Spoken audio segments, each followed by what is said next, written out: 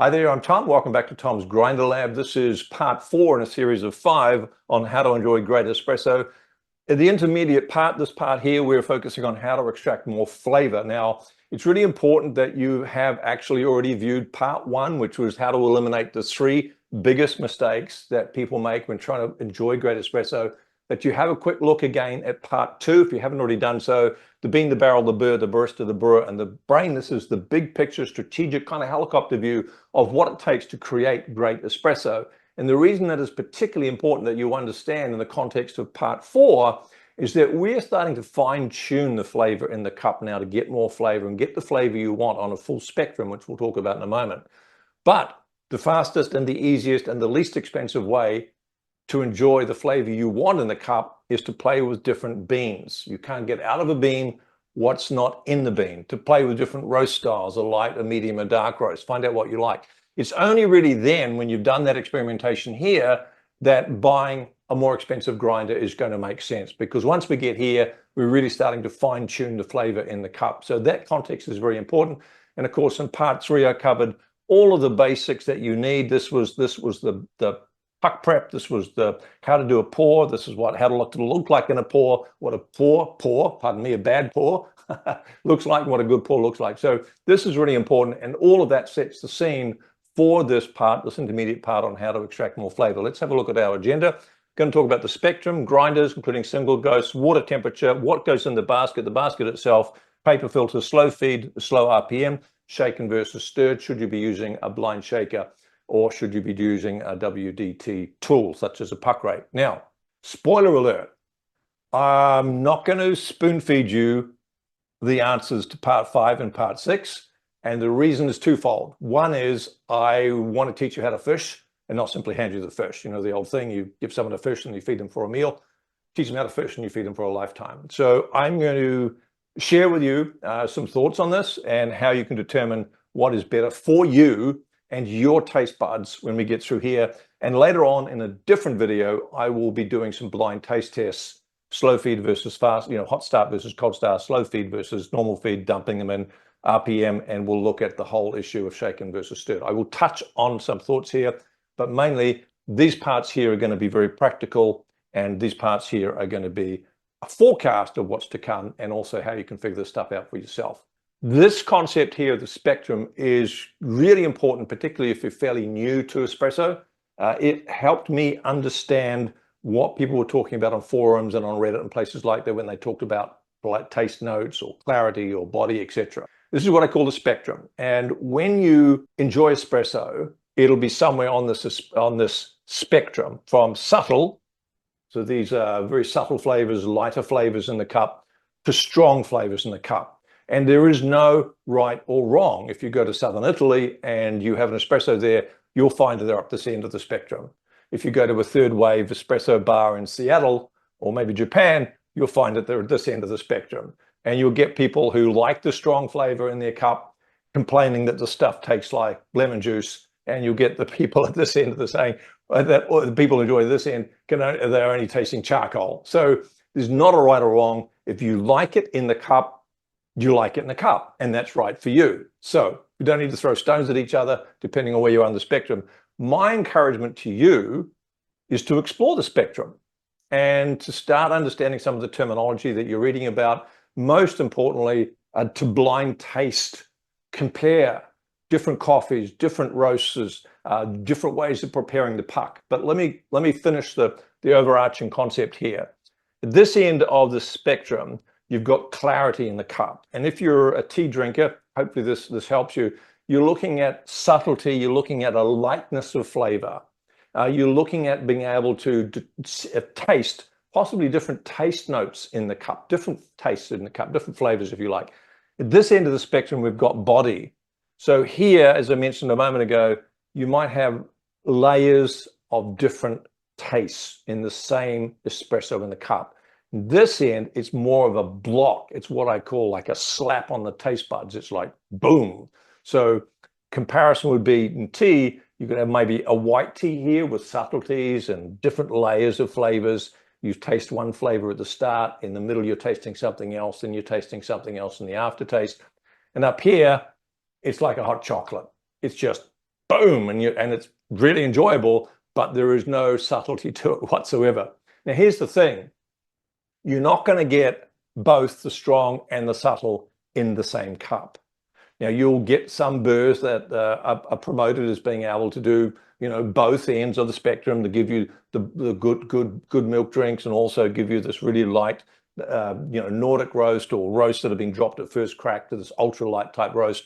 But the reality is that they're a compromise. So what I suggest you do is whatever grinder you've currently got, obviously play with your beans, get different roasters and do your own roasting if you're going to do that, and have a bit of a play with that first. But after that, start to explore the spectrum. Buy some light roasted beans. Buy some beans that have been dropped at first crack. Have a go at grinding and pouring espresso and see if you like it or not. Give it a fair crack of the whip. Don't just have one and go, it tastes like lemon juice, and throw it out. Give it a fair crack of the whip. Go onto forums and find out what people are recommending for that particular bean and so on.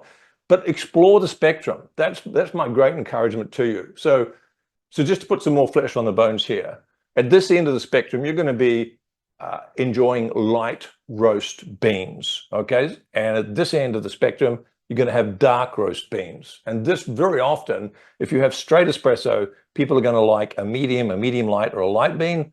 If you're adding milk, then you're going to be wanting a medium or a dark bean in there, because that gives you that block of flavor that punches through the milk and can give you a really nice coffee flavor, albeit a dark or a medium roasted coffee flavor, but still a nice punch through the milk. So again, no right or wrong. This is important to understand, this next part, and that is that if you are at this end of the spectrum, then an inexpensive grinder such as the Breville Smart Grinder Pro, or maybe a DF54, they're really going to do the job for you very, very adequately. And I doubt in a blind taste test that you're going to tell the difference with a dark roast milk-based espresso, or drink, I should say, using one of those grinders or a more expensive grinder. At this end, this is where the burrs can make a big difference. And you might want to look at something like the very elegant Lagom Casa, which does a terrific job at this light roast end, is also not very particularly expensive. You might want to get a DF or Turin grinder and fit SSP burrs in and see. So the SSP high uniformity or espresso burrs are just wonderful at bringing out this juicy fruit notes in your espresso. So that's the spectrum. My great encouragement to you is to try different espresso along the spectrum and see if you like it or not. You'll land somewhere on the spectrum. I'm probably here somewhere on the spectrum. I'm prepared to sacrifice a little bit of body if I can get more flavor notes coming through, but I don't want something that tastes like water. I still want a bit of body in there, and I still want to have some nice nut flavors. And if I've got a real light roast, then I'll reach for something like the SSP burr or the Mazophilis I200D burrs that are really designed to bring out flavor notes. And speaking of burrs, that leads us quite nicely into the next step, which is grinders, including single dose versus hopper. Now, you're probably familiar that there are grinders out there which are hopper based. There are grinders which are single dose based. And the main reason for the advent of the single dose, as heralded by the niche zero, is bean freshness. So very often with a hopper, you'll have 3, 4, 5, 6, 7 days of beans in there, and they're sitting there. They're actually exposed to air, albeit there's a lid on there, but they're still exposed to air. Whereas with the single dose, you're just, as the name implies, you're dosing one single espresso pour, grinding it, and then the rest of the beans are in a sealed bag or a sealed container with a one-way valve to keep them nice and fresh, because air is the thing that degrades a bean very, very quickly post-roast. Now, not so much light, but air. If you're using a sunbeam grinder or a ceramic grinder, the fastest way you're going to notice an improvement in the cup, other than the beans in the roast of the barrel, is to upgrade your grinder. And it's primarily about the burr set. Third easiest way to improve taste and texture after beans and barrel is to upgrade your grinder. Now, if you're going to stay at the dark roast milk end of the spectrum, you're not going to notice a big increase over and above, say, a Breville Smart Grinder Pro. If you're moving towards the middle of the spectrum and you want some body and you want to start experiencing some flavor notes, then something like a Niche Zero is going to do a very good job of that. And as you move towards the light roasted end of the spectrum, as I said, you're probably looking at SSP, high uniformity or espresso burrs, same thing. Or you're looking at a Mazophilis I200D burr, or you're looking at the Casa the Lagom Mizenburgs, etc. So they're all very good at giving you a more modern espresso with more brightness and often more fruit notes coming through. For my money, the mid-tier grinders, 300 US to $1,000 US, rules for value and in the cup.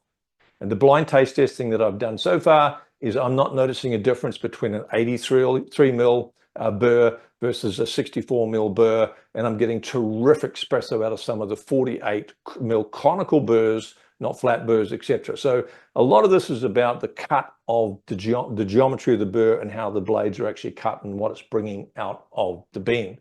So, for example, the Turin range, the DF range, the DF54, the DF64s, the DF64B, and so on, very good value for money. The WPM ZP1, one of my favorite all-time grinders, is a fabulous grinder for that middle to left-hand side, the lighter end of the spectrum. Ditto the Vario VS6, very, very nice grinder. So have a look at these if you're looking to move from the dark milk-based and you're wanting still retain a bit of body, but you're wanting to also get some experience, some flavor notes coming through. Have a look at these series of grinders because they're very, very good value for money. As I said, you don't need to be going and spending $3,000 and $4,000 and $5,000 US if that's what you're after for espresso. So let's go back to our agenda. What we're doing here is we're exploring how to get the flavor in the cup that you want, and we're looking at different ways to get more flavor in the cup. We've looked at the spectrum, of course. We looked at the differences that grinders can make, keeping your beans fresh with a single dose grinder. The next one is water temperature. So the vast majority of what you're drinking in the cup, whether it's espresso, whatever type, is going to be water. That's what's coming out. You're putting hot water under pressure through ground beans, and that's what you're going to up in the cup. So like it or not, water and temperature and quality is very, very important. So what I use is I simply use a BWT jug. There's lots of different variations of this. This one adds a little bit more magnesium in. It takes a lot of the calcium out, so it's going to protect your espresso machine from scale. You still want to descale it, still want to clean it, of course, but this will give you a very nice espresso in the cup. So all of my water that goes into my espresso machines goes through one of these filters. There's lots of different sorts out there. I don't pretend to have tried them all. A lot of people use reverse osmosis, and they use something like third wave water additive. You put it into the water and it gives you a nice balance. And they have different sachets, if you like, for light versus medium versus filter, etc., etc. So, but for me, bang for bucks, this is the way to go. These filters in the middle are replaceable. Each one lasts you about 1 month. So I've talked in very simple terms about making sure that the water you use is reasonably good quality to optimize the flavor that you're going to enjoy in the cup. Now we need to talk about temperature. And I'm going to give you 2 sets of numbers. They're going to cover the whole spectrum from the dark roast to the light roast. And I'm going to give you my numbers, that's me, and James Hoffman's numbers, because he's got a lot more experience than I have. Bear in mind that neither of us are necessarily right or wrong. We have different brains, we have different taste buds. He's got a lot more experience than me. So I'm going to give his numbers, but I'm going to give you my numbers as well. If we're looking at a dark roast, I don't want to have a water temperature of less than 88. He's comfortable with 90 to 95 range. For medium roast beans, I'm going to start at 92. He's comfortable with a bigger range from 88 to 90, 92. For light roast beans, I want it cranked up to 96. And he's talking about 90 to 95. Now, there's lots of different reasons why we might have a different opinion. If I was you, I'd probably start with James's numbers, but just bear in mind that his taste buds may not be the same as your taste buds. And there are different beans and different roast styles. There's high-grown beans. So it can get very, very complicated. Now, but start with something, taste it, see what you think, use the same bean, and maybe crank the temperature up a little bit or down a little bit and see what you think. But take a screenshot of that, I think, and then, as I said, play around for yourself and see what you think. A pro tip, don't believe the gauge. What I recommend that you do is you grab something like the wonderful Pesado temperature and pressure gauge and put that into your espresso machine and just test how hot the water is coming out relative to how hot it says it should be. If you want something less expensive, you can get one of these temperature guns off off eBay or Amazon or wherever, and you can, but just test. Now, what I'm suggesting you test is not so much that the water coming out is what the gauge says it should be, because there may be some variation between the boiler and what's coming out of the group head.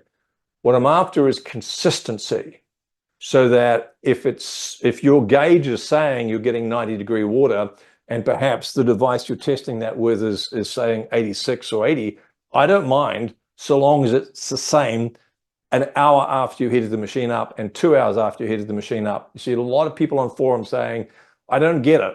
My pours are completely different. I have a coffee, I go back an hour later, have another coffee, and the pour runs much faster, and the espresso is thinner, or whatever it happens to be. Very often it's because the espresso machine continues to heat up incrementally, and you're not doing the pour with the same temperature from the first espresso to the last espresso, and that can explain an awful lot. So just again, what I'm looking for here is not so much the gauge is telling the truth, it's accurate, but rather that the water temperature is consistent all the way through from the first pour to the last pour. So that we've covered the spectrum, we've covered grinders, we've looked at water and quality very quickly, temperature, water temperature. Let's have a look at paper filters and high extraction baskets, because this is a pretty fast way to improve the flavor and the body that's being extracted from your espresso beans. So I'm going to start by showing you a standard basket up against a bright light. So you can see the pinholes in the standard basket. This is a decent 20-gram basket. Compare that to a Weber unifilter basket with a lot more pinholes, 58 mil at the top, 58 mil at the bottom. And this is the Pesado high extraction basket, which is the winner for me. It's got a lot more pinholes. This is the reverse side. It extracts a lot more flavor in the cup.